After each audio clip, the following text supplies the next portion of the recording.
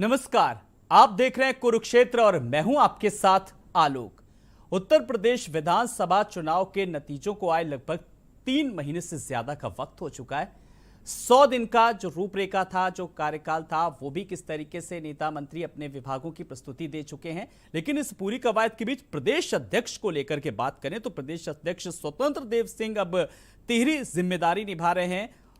तो दूसरी तरफ संगठन का काम सुनील बंसल के पास है और ऐसे में सवाल यह है कि मिशन 2024 में राजनीतिक दल जुटे हैं, लेकिन प्रदेश अध्यक्ष की तलाश में अभी भी दिग्गज लगे हुए हैं। बीजेपी और कांग्रेस में अध्यक्ष की कमी और बीजेपी नए अध्यक्ष के मंथन में जुटी हुई है। तो कौन होगा पार्टियों का अध्यक्ष? लल्लू का कौन बनेगा विकल्प? स्वतंत्र देव किसे देंगे मौका?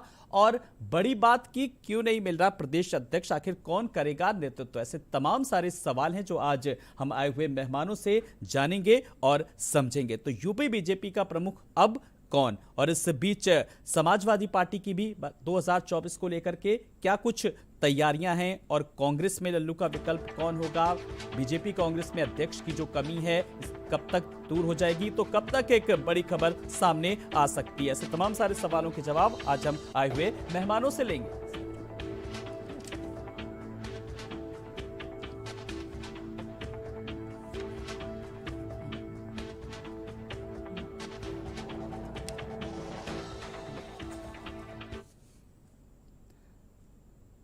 तो फिलहाल प्रदेश अध्यक्ष कौन होगा, यूपी बीजेपी का प्रमुख कौन होगा, और कुछ ऐसा ही सवाल कांग्रेस के साथ भी है। लेकिन फिलहाल राजनीतिक दलों की 2024 को लेकर के क्या कुछ तैयारियां हैं, कुछ ऐसे ही सवालों के जवाब लेंगे। जल्दी से बिना कुछ देर के आए हुए मेहमानों से अपने दर्शकों का परिचय करा देते हैं। हमारे साथ नेता बीजेपी शमसी आजाद जी हैं। शमसी जी नमस्कार, बहुत बहुत आपका स्वागत है। साथ ही साथ समाजवादी पार्टी के प्रवक्ता मनीष सिंह जी भी हमारे साथ हैं। मनीष जी नमस्कार, बहुत बहुत आपका स्वागत है। और वरिष्ठ पत्रकार प्रदीप कपूर जी भी हमारे साथ हैं। प्रदीप जी नमस्कार, बहुत बहुत स्वागत है आपका। मैं सवालों और जवाबों के सिलसिले को आगे बढ़ाऊं, अपने दर्शकों को बता दूं इस बीच समाजवादी पार्टी के प्रवक्ता भी हमारे साथ जुड़े हैं, बीजेपी के भी जुड़े हैं और कांग्रेस के प्रवक्ता विकास जी हमारे साथ जुड़ेंगे, अभी हमें ज्वाइन करेंगे। लेकिन सबसे पहला सवाल मैं आज शमसी आजाद जी को ही लेकर पूछ रहा हूं।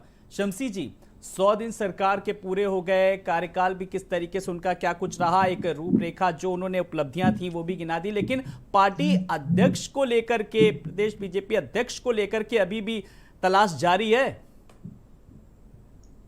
बहुत बहुत शुक्रिया आलोक जी आपका और आपके चैनल का कि आज के मुद्दे को उत्तर प्रदेश में जो 2 बड़ी पार्टियों के प्रदेश अध्यक्ष नहीं है उस मुद्दे को प्रमुखता से उठाने के लिए आप लोगों ने हम लोगों को मेहमान बनाया। देखिए, भारतीय जनता पार्टी विश्व की एक बहुत बड़ी पार्टी है। ये एक आदमी के चलाने वाली पार्टी नहीं कि एक आदमी का न यहाँ पर फैसला होता है न एक आदमी का यहाँ पर चुनाव होता है कि बस किसी का नाम लिया और फौरन ही, क्योंकि हम जो प्रदेश अध्यक्ष बनाने जा रहे हैं वो इस तरीके का बनाना चाहते हैं हम कि जो 2024 में हमको जो हमारा लक्ष्य 80 सीटों का वो लक्ष्य की प्राप्ति करने में हमको सहायता प्रदान कर सके। तो हम किसी ऐसे चेहरे की तलाश में हैं। लगातार इस पर विचार मंथन हो रहा है। अभी भी कुछ दिन पहले जो है राष्ट्रपति जिस दिन आए हुए थे द्रौपदी मुर्मू जी, तो उसके पहले भी हमारे संगठन की बैठक यहाँ पर हुई जिसमें सभी प्रदेश के सभी जिलाध्यक्षों को बुलाया गया था और सांसद विधायकों की भी बैठक हुई थी। लेकिन अभी तक जो नाम यहाँ पर छुटका आया है उसमें अभी भी थोड़ा सा असमंजस है और हो सकता है कि 2-1 दिन में पार्टी जो है प्रदेश अध्यक्ष का ऐलान कर दे। ये तय है कि 2 से 3 दिन लगेगा, इससे ज्यादा नहीं लगेगा। लेकिन जो भी आएगा वो इस तरीके के आएगा कि पार्टी के हित में काम करने वाला हो, मजबूत हो और सबसे ज्यादा हम फोकस ये कर रहे हैं कि साफ और स्वच्छ छवि वाला हो, जिससे जो आने वाला हमारा चुनाव 2024 का जो 80 सीटों का लक्ष्य है हमारा, उसको प्राप्त करने में जो हमारा सहायता प्रदान करते हैं। तो शमसी जी लगे हाथ तो ये भी बता दीजिए कि कौन कौन सी अर्हताएं, कौन कौन सी योग्यता, कौन कौन से मानक रखे, जरा दर्शक भी हमारे जान जाए। शमसी जी नहीं, मान्यता नहीं, मान्यता का मतलब ये कि जो हमने मानक पूछा सर जी जनता के बीच का हो और कम से कम हम कोशिश ये कर रहे हैं कि वो उसको जो है तो सांसद बनाने की कोशिश कर रहे हैं। किसी भी तरीके से अगर वो सांसद हो, सांसद को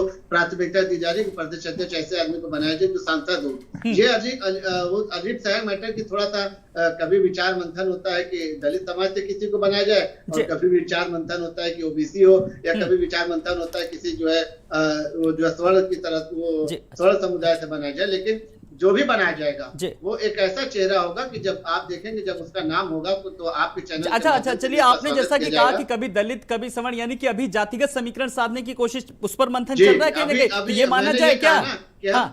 2024 के चुनाव को लेकर हम रणनीति बना रहे हैं। मैंने पहले ही कहा कि पूरी तरीके से नहीं, जो आपने सर कहा ना अभी कि समीकरण दलित होगा कि ओबीसी होगा कि सवर्ण होगा, इसीलिए मैंने आपसे सवाल किया शमशेर जी कि अभी मतलब जातिगत समीकरणों को लेकर के मंथन चल रहा है। मैं इसीलिए कह रहा हूँ आपसे, मैं इसीलिए बार बार कह रहा हूँ कि जो भी होगा वो इस तरीके से होगा कि जो हमारी सीटों का लक्ष्य उत्तर प्रदेश में 80 सीटों का लक्ष्य जो हम लेकर चल रहे हैं, लक्ष्य को प्राप्त करने में हमारा जो है तो वो मददगार साबित हो और वो साफ स्वच्छ छवि का हो, युवा हो, नौजवान हो, पढ़ा लिखा हो। इसलिए जो है तो थोड़ा सा परेशानी आ रही है, लेकिन हमारे पास एक लंबी फेहरिस्त है। ऐसा नहीं कि हमारे पास नाम की कमी है, दूसरे दलों की तरह के हमारे पास संगठन ही नहीं, कार्यकर्ता ही नहीं, तो हम किसको बनाएं, हम फिर वही परिवार के लोगों को बनाएंगे, तो ऐसा नहीं है। यहाँ पर एक लंबी फेहरिस्त है, तो उसमें थोड़ा सा जो है तो देखना है कि सबसे कुशल कौन है, सबसे अच्छा कौन है। चलिए, कुशल नेतृत्व क्षमता जिसके पास होगी उसी को आखिरकार जिम्मेदारी मिलेगी।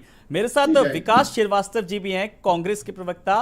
विकास जी नमस्कार, बहुत बहुत स्वागत है। देखिए, उन्होंने तमाम सारी क्वालिफिकेशंस बता दी कि ये योग्यताएं होनी चाहिए और तभी हमारे यहाँ जो प्रदेश अध्यक्ष की जिम्मेदारी मिलेगी। आपकी पार्टी में किस तरीके का मंथन चल रहा है, जरा जानना चाहेंगे। देखिए, हमारी पार्टी में सांगठनिक चुनाव को लेकर हम लोग गंभीरता से ब्लॉक लेवल पर काम कर रहे हैं। बूथ इकाइयों को हम लोगों ने गठन कर लिया था पहले ही। अभी इस वक्त ब्लॉक का चुनाव हो रहा है। ब्लॉक के चुनाव के बाद जिला शहर अध्यक्ष का पीसीसी का, जैसे जिला स्तर पे, ब्लॉक लेवल पर, शहर स्तर पे सब गठन होने के बाद ही हम लोग अपना पीसीसी का एक डेलीगेशन इकट्ठा होगा और वो राष्ट्रीय अध्यक्ष जी को अधिकृत करता है और इसके बाद तय होता है कि राष्ट्रीय प्रदेश अध्यक्ष कौन होगा। और इत्तेफाक से जिस वक्त आपकी ये डिबेट हो रही है, ये सांगठनिक चुनाव हमारे यहाँ इस वक्त चल रहे हैं और जोर शोर से इस पे काम चल रहा है। जिले के जो डीआरओ होते हैं, रिटर्निंग ऑफिसर्स, जो हमारे यहाँ पार्टी के आंतरिक विकास जो चुनाव प्राधिकरण के हैं, वो सब लोग अपने काम में लगे हुए हैं। तो इसलिए हमारे यहाँ तो निचले स्तर पे सोच विचार करके ऐसे आज जातीय समीकरण या विघटन बंटवारा ये सब ध्यान में रख के तो नहीं अध्यक्ष तय करते। अच्छा, तो आप क्या योग्यता है, क्या मानक है, जरा वो भी बता दीजिए। हाँ, किसका मानक जी, क्या मानक है प्रदेश अध्यक्ष के लिए, क्या योग्यताएं हैं, क्या कुछ होना चाहिए? मैंने बताया ना, करीब 800 से 1000 पीसीसी मेंबर्स होंगे। अभी कुछ बढ़े हैं, पहले 800-850 के आसपास होते थे, अब बढ़ गए हैं। कई जनसंख्या के आधार पर ब्लॉक लेवल पर एक पीसीसी मेंबर तय होता है। वो पीसीसी मेंबर्स तय करेंगे कि अगला प्रदेश अध्यक्ष किसको होना है, ना कि उसको एक आदमी तय करेगा। जी नहीं, तो फिर अभी तक फिर क्या 3 महीने से ज्यादा का वक्त हो गया है, किस तरीके से अब उसके बाद अब तो चीजें हो जानी चाहिए ना कि एक तरफ बीजेपी किस तरीके से 2024 की तैयारियों में लग गई, इसलिए सवाल उठ रहा है। देखिए, वैचारिक रूप से और जो सांगठनिक रूप से हमारा जो मौजूदा संगठन है, हाँ, वो सक्रिय भूमिका में है। उदयपुर में जो हमने तय किया, भारत जोड़ो का नारा जो दिया है और जो आज समाज में जरूरत है, जिस तरीके से आज भय और विघटन बंटवारे की राजनीति हो रही है, उसको हमने प्रमुख मुद्दा बनाया है। क्योंकि विकास के मुद्दे पे बात करो, तथ्यों पे बात करो, तो ये हमेशा भय, जाति, नफरत, बंटवारा, विघटन, इस पर ही पूरे देश की राजनीति को लाने का प्रयास किया जा रहा है। ये जो चिंता का विषय है, इसको लेकर उदयपुर में जो हमारा अधिवेशन था, बहुत ही सीरियस और आने वाले भारत के निर्माण के लिए हो रहा था। क्योंकि बीती ताय विसार दीजिए, आगे की सुध लीजिए। जो हुआ उस बातों पे हमें नहीं सोचना देखना चाहिए। अनुभव हमें मिला है और कहीं ना कहीं पीछे जो अनुभव रहे वो काफी कटु रहे और उनसे आप लोगों ने बहुत कुछ सीखा। मैं फिर से आऊंगा आपके पास, लेकिन मैं इस वक्त मनीष सिंह जी के पास आ रहा हूं। मनीष जी, 2024 को लेकर के अगर बात करें तो साफ तौर पर राजनीतिक दल किस तरीके से तैयारी कर रहे हैं? बीजेपी की तैयारियां, कांग्रेस की तैयारियां, कार्यकारिणी आप लोगों ने भंग कर दी और उसके बाद अभी किस मोड में चल रहे हैं, कहां पे हैं अभी आप तैयारियों को लेकर के? देखिए आलोक जी, समाजवादी पार्टी लोकतंत्र में विश्वास रखती है, संविधान के हिसाब से काम करती है। समाजवादी पार्टी इस समय जो हमारे अनुसांगिक संगठन थे और मेन पार्टी की जो राज्य कार्यकारिणी थी वो इस समय भंग है और सभी लोग समाजवादी पार्टी के युवा कार्यकर्ता, वरिष्ठ नेता हमारी पार्टी के, एमएलए हमारी पार्टी के, सभी लोग इस समय सदस्यता अभियान को कैसे हम धरातल तक पहुंचा सके इसके लिए काम कर रहे हैं। हमारे आदरणीय राष्ट्रीय अध्यक्ष श्री अखिलेश यादव जी ने हमेशा से इस बात पर बल दिया है, हमेशा से इस बात पर जोर दिया है कि हम गांव के अंतिम आदमी से, गांव के अंतिम व्यक्ति से कैसे अपनी नीतियों को, विचारधाराओं को और सिद्धांतों को हम लेकर के जाएं और उनको समझाएं कि समाजवादी जो विचारधारा है, जो समतामूलक समाज की स्थापना करना चाहती है, भेदभाव को समाप्त करना चाहती है, समाज में सबकी उन्नति हो सके, सबकी भागीदारी हो सके, इसके लिए समाजवादी पार्टी का एक एक कार्यकर्ता आदरणीय अखिलेश यादव जी के नेतृत्व में काम कर रहा है। जी बिल्कुल, जिस तरीके से कार्यकर्ता पूरी तरीके से किसी का काम दिख रहा है और किसी का काम नहीं दिख रहा है। मैं राजनीतिक दलों के पास मैंने एक एक प्रतिक्रिया ली, सबकी टिप्पणी ली। अब मैं वरिष्ठ पत्रकार प्रदीप जी के पास आ रहा हूं। प्रदीप सर, देखिए बीजेपी की तैयारियों को लेकर के आज हम बात करें प्रदेश अध्यक्ष को लेकर के कि यूपी बीजेपी का प्रमुख कौन होगा, और इस बीच प्रदेश अध्यक्ष को लेकर के जिस तरीके से कांग्रेस किसे सौंपेगी कमान, और समाजवादी पार्टी को लेकर भी जिस तरीके से कार्यकारिणी भंग हुई, लेकिन अब आगे किस तरीके की तैयारियां, कुल मिलाकर के आप इन तैयारियों को कैसे देख रहे हैं, जरा मैं आपसे चाहूंगा जरा समझना। देखिए, इलेक्शन 2024 का बहुत इम्पोर्टेंट है सभी पॉलिटिकल पार्टीज के लिए। जाहिर बात है सब अपनी अपनी तैयारियां करेंगे, लेकिन एक बात है कि शमशी जी जैसा कह रहे थे कि विश्व की सबसे बड़ी पार्टी है, देश के सबसे बड़े सूबे में जहां अभी सफलता मिली है 2022 में, उसके बाद ये जो पार्टी हमेशा इलेक्शन मोड में रहती है, इतना चिंतन मंथन किसी और पार्टी में नहीं होता जितना बीजेपी में होता है, जितनी मीटिंगें होती हैं, और संघ परिवार से लेके बीजेपी के उच्चतम नेता से लेके और सब लोग उसमें इन्वॉल्व होते हैं। वो लोग भी अभी अगर ये तय नहीं कर पा रहे हैं कि यहाँ का प्रदेश अध्यक्ष कौन होगा, तो ये एक देखने की बात है। और मुझे लगता है कि जातीय समीकरण, क्षेत्रीय संतुलन, ये सारा सब कुछ देखा जा रहा होगा बीजेपी में कि 2024 के चुनाव के लिए। और जैसा कि अभी शमशी जी ने इशारा किया कि सांसद होगा, तो जो कई नाम हैं जिसमें प्रमुख नाम जो है लक्ष्मीकांत वाजपेयी जी का ज़्यादा चल रहा है, क्योंकि इलेक्शन के दौरान नए लोगों की भर्ती में उनका बड़ा प्रमुख योगदान रहा है। उनको जिम्मेदारी दी गई थी, जिम्मेदारी दी गई थी जो उन्होंने सफलतापूर्वक निभाई भी। और हम लोगों ने जो पहले भी देखा कि लक्ष्मीकांत वाजपेयी बहुत ही सौम्य और बहुत जिसे कहते हैं सिंपल तरीके से काम करने वाले हैं, और कोई महत्वाकांक्षा नहीं रखती, कोई महत्वाकांक्षा नहीं रखते, आम आदमी से घुल मिल जाते हैं, उनका व्यवहार भी बहुत सरल और बड़ा अच्छा है। तो मुझे लगता है कि हो सकता है कि उन्हीं के नाम पर शायद मोहर लग जाए। और रही बात कांग्रेस की, ये चिंता की बात है कि जिसे कहना चाहिए कि इतना समय हो गया है, और उसके बाद से जितनी सक्रियता कांग्रेस को उत्तर प्रदेश में होनी चाहिए थी एक राष्ट्रीय दल के हिसाब से, और जिस तरीके से उसमें इन्वॉल्वमेंट होना चाहिए था पार्टी लीडरशिप का, उस तरह का नहीं दिखाई दे रहा है। क्योंकि ज़रूरत इस बात की, अगर 2024 के इलेक्शन सीरियसली लड़ना है तो अध्यक्ष होकर बिल्कुल जन जन तक पहुंचना बहुत ज़रूरी है जी। तो वो एक मुझे कमी जो है समझ कांग्रेस में दिखाई दे रही है कि जो लीडरशिप से अपेक्षा की जाती है और जो मुझे लगता है कि जितना कांग्रेस को तैयारी करनी चाहिए वो अभी नहीं दिखाई दे रही है जी। समाजवादी पार्टी में अभी जो है वो क्या कहते हैं, दो जो उनके जिसे कहना चाहिए गढ़ कहना चाहिए था, वहाँ पर हार हुई है। एक क्या कहते हैं आजमगढ़ में और दूसरा रामपुर में। जो समझा जा रहा था कि ये दोनों सीटें इलेक्शन से पहले तो लोग आराम से कहते थे ये तो निकल ही जाएंगी, लेकिन कहीं ना कहीं स्ट्रेटजी में कमी हो गई जिसकी वजह से जो है वो दोनों सीटें हार गए।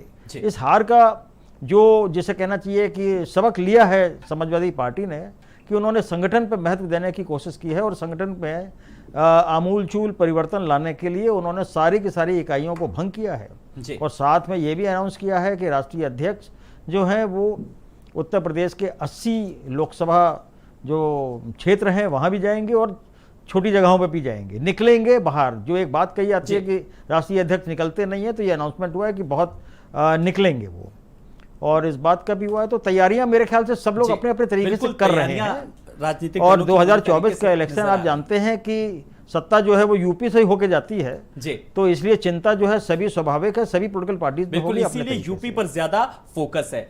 शमशी जी, जिस तरीके से सर ने भी बताया कि जातीय समीकरण और क्षेत्रीय समीकरणों को साधना है, पूरा लेकर के चलना है, क्योंकि 2024 को भी अचीव करना है। ये एक बड़ी चुनौती है कहीं ना कहीं, इसीलिए शायद वक्त कुछ ज्यादा लग रहा है।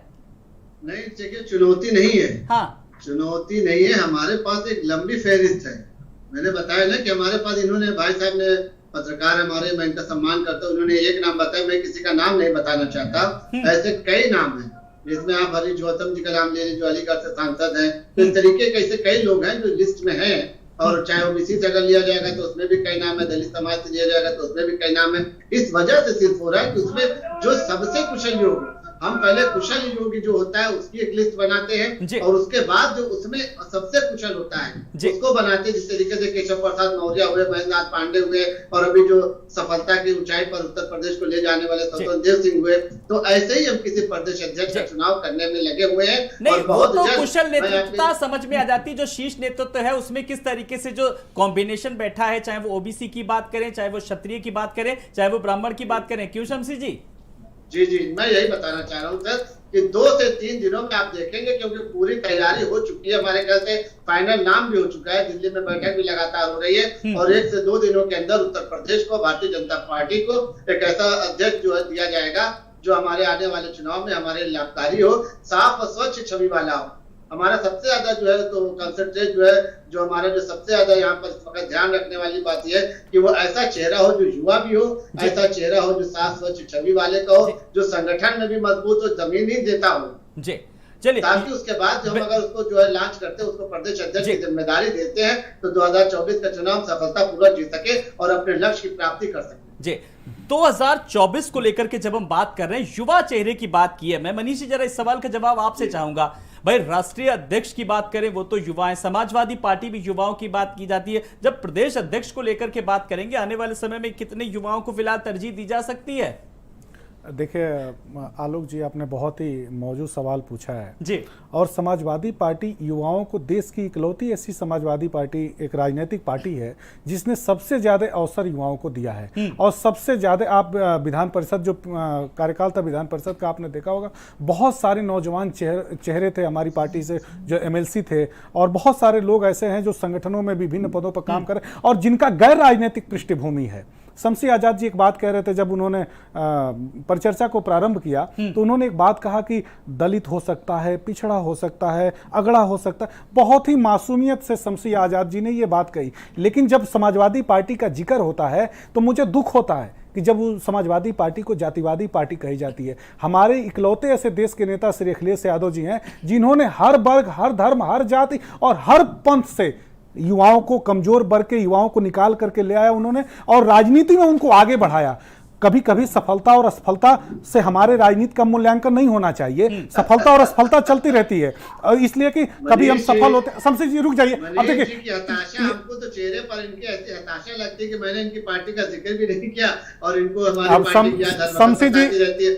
हमको तो ये लगता होगा कि ये रात में अगर उठते होंगे इनको प्यास भी लगती होगी, कहते होंगे भारतीय जनता पार्टी की इसमें सियासत है, किसी मच्छर ने इनको काट दिया। अरे शमसी जी थोड़ा सा शांत रहिए, समस्या यही है। अभी तो आपसे वाद विवाद हो नहीं, भारतीय जनता पार्टी के लोग, भारतीय जनता पार्टी के लोगों के साथ यही सबसे बड़ी समस्या है कि उनकी दुखती हुई रग पर अगर आपने हाथ रख दिया तो बिलबिला उठते हैं। यही सबसे बड़ी समस्या है। आप लोगों की सबसे बड़ी समस्या यह है कि देश के प्रधानमंत्री से लेकर के और भाजपा के ग्राम प्रधान तक अगर आपकी दुखती हुई रग पर हाथ रख दिया तो बिलबिला उठते हैं। सबसे बड़ी आप लोगों की समस्या ये है। आलोक जी बहुत गंभीर ये समस्या है, चर्चा और परिचर्चा पे चर्चा होनी चाहिए, बहुत गंभीर विषय है। आप मुद्दे को घुमाने की बात कर रहे हैं, आप बताएं। शमसी जी सुनिए तो भाई, शमसी जी मनीष जी को अपनी बात तो रखने दीजिए। मनीष जी अपनी बात रखिए जी। हाँ, तो जब भारतीय जनता पार्टी के लोग ये कहते हैं और ये प्रवक्ता हैं शमसी जी भारतीय जनता पार्टी के, और जो बात कह रहे हैं वो पार्टी की लाइन होगी इनकी। शमसी जी ने कहा कि दलित भी हो सकता है, पिछड़ा भी हो सकता है, अगड़ा भी, लेकिन उन्होंने ये नहीं कहा कि भारतीय जनता पार्टी का कार्यकर्ता हो सकता है। उन्होंने जाति का बाकायदे इन्होंने डिवाइडेशन किया, बंटवारा करके इन्होंने कैटेगरी में बताया। लेकिन मैं आलोक जी, हर पार्टी का अपना प्रेसिडेंट चुनने का अधिकार है, हर पार्टी अपने अपने नीतियों, सिद्धांतों का, विचारों के हिसाब से काम करती है। अजय कुमार लल्लू जी, मुझे याद है आदरणीय प्रदीप कपूर जी मेरे बहुत ही अभिभावक हैं, गार्जियन हैं, आप लोगों को बहुत लंबे राजनीतिक अनुभव हैं, बहुत सी चीजें पता है। लेकिन अजय कुमार लल्लू जी जब कांग्रेस के प्रेसिडेंट बने तो मुझे एक बयान उनका बहुत ही दुखद बयान था और वैसा बयान शायद प्रेसिडेंट के पद पर आने के बाद से किसी को भी नहीं देना चाहिए, चाहे किसी भी दल का प्रदेश अध्यक्ष हो, उसको जिम्मेदार पूर्वक बयान देना चाहिए। उन्होंने कहा था कि जब मैं युवा अवस्था में था और जब मैं तंगहाली में अपना जीवन गुजार रहा था, जब मैं पारिवारिक जिम्मेदारियों को उठाने के लिए, तो उस समय मैं टिकट की ब्लैकिंग करता था पिक्चर हॉल के सामने खड़ा होकर। तो ये मुझे लगा कि इस जहां पे वो अजय कुमार लल्लू जी प्रेसिडेंट बनकर के, जो कांग्रेस पार्टी का एक बहुत ही लंबा इतिहास है, बहुत ही संघर्ष, देखिए किसी भी पार्टी का जब उसका जन्म होता है तो बहुत ही संघर्षों के साथ और बहुत ही परेशानियों में होता है, और वैसी परिस्थिति में अगर एक प्रेसिडेंट इस परिस्थिति में इस तरह का बयान देता है तो किसी भी राजनीतिक दल के प्रेसिडेंट को इस तरह के बयान देने से बचना चाहिए। जहां तक समाजवादी पार्टी का सवाल है, हमारी पार्टी के जो स्टेट प्रेसिडेंट है आदरणीय नरेश उत्तम पटेल जी, वो बहुत ही सामान्य पृष्ठभूमि से संस्थापक सदस्य हो समाजवादी पार्टी के, और फतेहपुर जनपद के जो राजनीतिक रूप से बहुत ही परिपक्व जनपद है, जहां पर बहुत बड़े बड़े लोग, आदरणीय बीपी सिंह जैसे देश के बहुत बड़े नेता पैदा हुए, उस जन्म धरती से वो आदरणीय नरेश उत्तम पटेल जी ने अपना राजनीतिक जीवन शुरू किया, और आदरणीय नेताजी की नीतियों, संघर्षों, विचारों से प्रेरित होकर के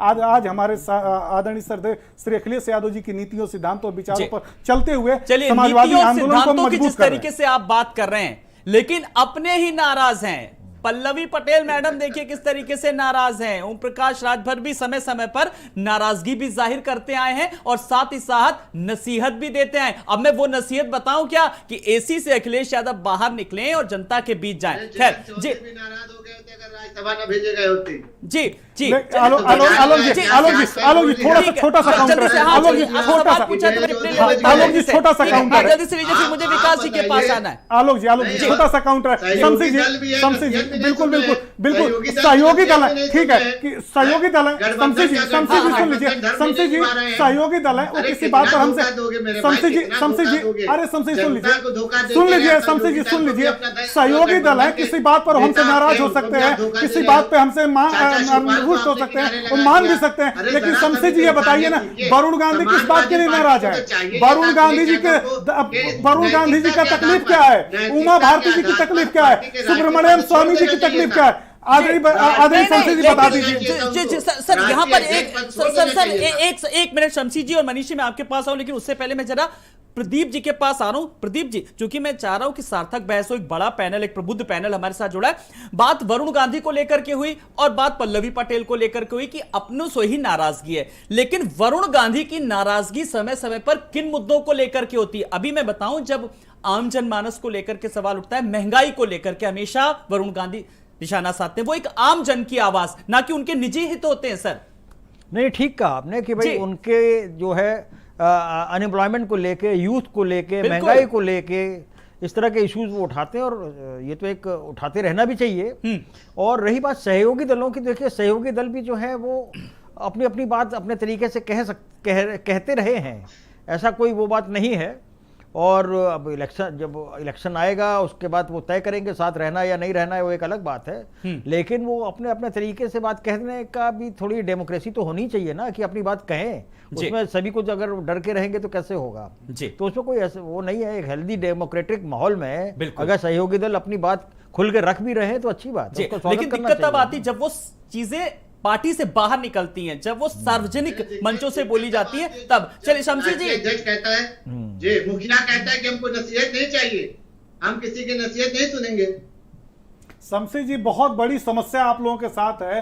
आप एक बात बताइए, आप एक बात,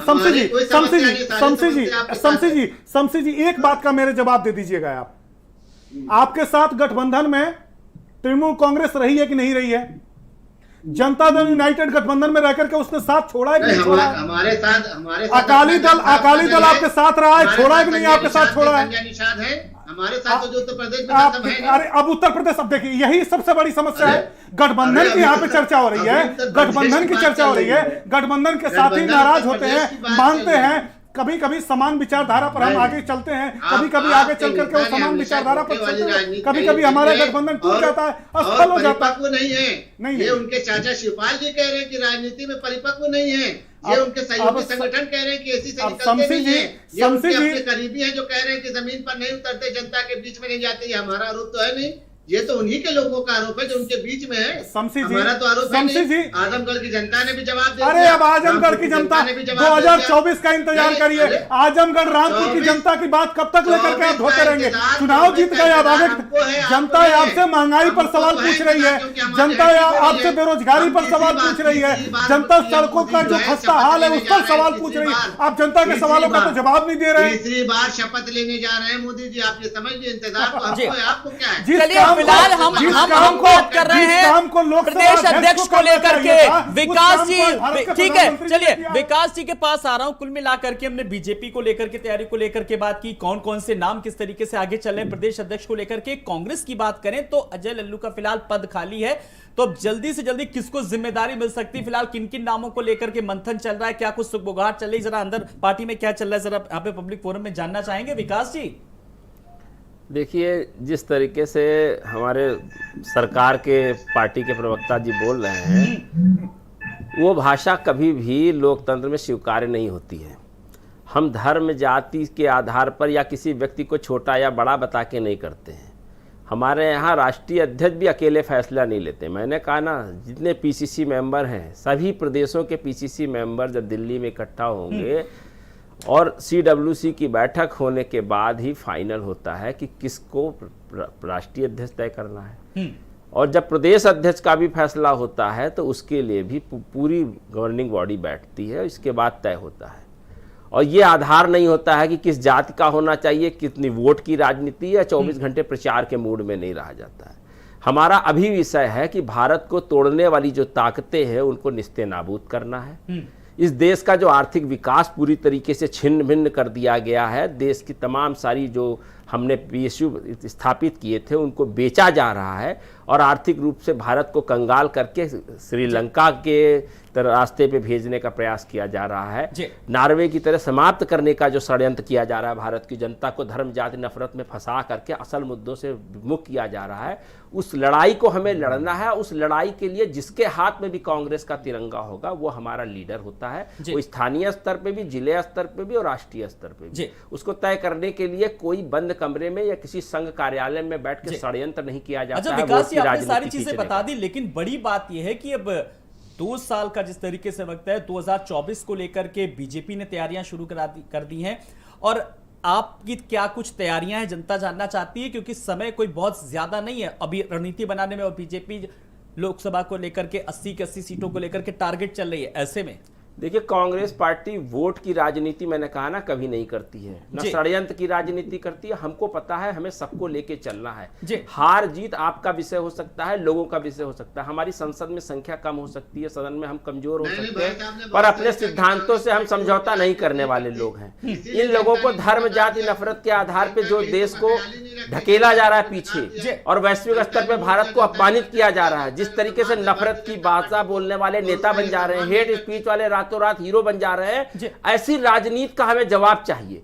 ना कि हमको उसमें अपने, हमारा संगठन जनता है, हमारा गठबंधन जनता के पीछे है। जिस जनता को अति पिछड़ों के नाम पर वोट लिया गया, पर रोहिणी आयोग, आप जिस जनता की बात कांग्रेस कर रही है, उस जनता के बीच में किन किन मुद्दों को लेकर के जा रही है, कैसे अपनी बात रखेगी, किन किन मुद्दों को लेकर के? बड़ी बात तो ये, आलोक जी, 2017 में रोहिणी आयोग बना। अति पिछड़ी और पिछड़ी जातियों के लिए आरक्षण का जो सदुपयोग ठीक से नहीं किया गया, पिछले 8 साल से लगातार, वो कोविड जी का कार्यकाल भी समाप्त हो रहा है, रोहिणी आयोग का 11 से 12 बार कार्यकाल बढ़ाया जा चुका है। वेतन के अभाव में है रोहिणी आयोग। 400 पन्ने की जस्टिस राघवेंद्र कमेटी की रिपोर्ट सदन में आ चुकी है मुख्यमंत्री योगी आदित्यनाथ जी के सामने। योगी आदित्यनाथ जी ने 17 अति पिछड़ी जातियों को सामाजिक न्याय दिलाने के लिए केंद्र से प्रस्ताव किया, पर थावरचंद गहलोत जो वहां सामाजिक न्याय मंत्री थे, उन्होंने कहा ये आपका अधिकार नहीं है। उत्तर प्रदेश समेत पूरे देश के अति पिछड़े परेशान है। अल्पसंख्यकों को द्विम दर्जे का बताया जा रहा है। भारत का संप्रभुता, उसके संवैधानिक स्वरूप को बिगाड़ा जा रहा है। आप अति पिछड़ों की बात करते हैं, ये मुद्दे नहीं है,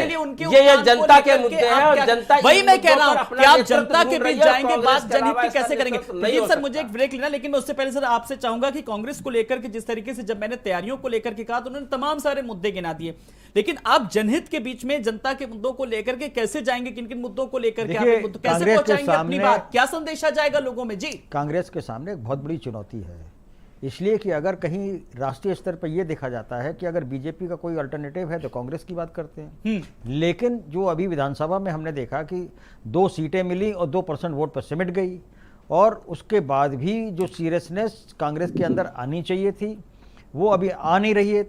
तो चुनौती तो कांग्रेस के सामने बहुत बड़ी है कि कैसे एक अल्टरनेटिव प्रोवाइड करने की बात लोगों से ये कहेंगे। उत्तर प्रदेश में मेन विपक्ष का दल जो है वो समाजवादी पार्टी है, उसने जो है परसेंटेज बहुत गेन किया 2017 से 2022 में। तो किस तरीके से कांग्रेस जनता के बीच में ये कहेगी कि भाई आप हम पे विश्वास कीजिए, हम देश में सरकार बनाने जा रहे हैं, जब हम 2% पे रह गए हैं या 2 सीटों पे रह गए हैं, क्योंकि जनता भी जानना चाहेगी कि भाई कैसे भरोसा करें कि ये पार्टी 80 सीटों में से बहुत ज्यादा सीटें ले जाएगी, कैसे? बिल्कुल सर, मैं इसका जवाब आपसे ही लूंगा, लेकिन मैं इस बीच एक ब्रेक के लिए रुक रहा हूं और मैं ये भी टीज कर रहा हूं कि मैं जब ब्रेक के बाद सबसे पहले आऊंगा तो मैं कांग्रेस के प्रवक्ता विकास श्रीवास्तव जी के पास आऊंगा कि जो बताएंगे अपना कि 2024 के लिए कांग्रेस का क्या कुछ प्लान है। कुरुक्षेत्र जारी है और फिलहाल जिस तरीके से क्या कुछ तैयारियां हैं, और इस बीच एक छोटे से ब्रेक के लिए रुक रहे हैं, फौरन हाजिर होते हैं।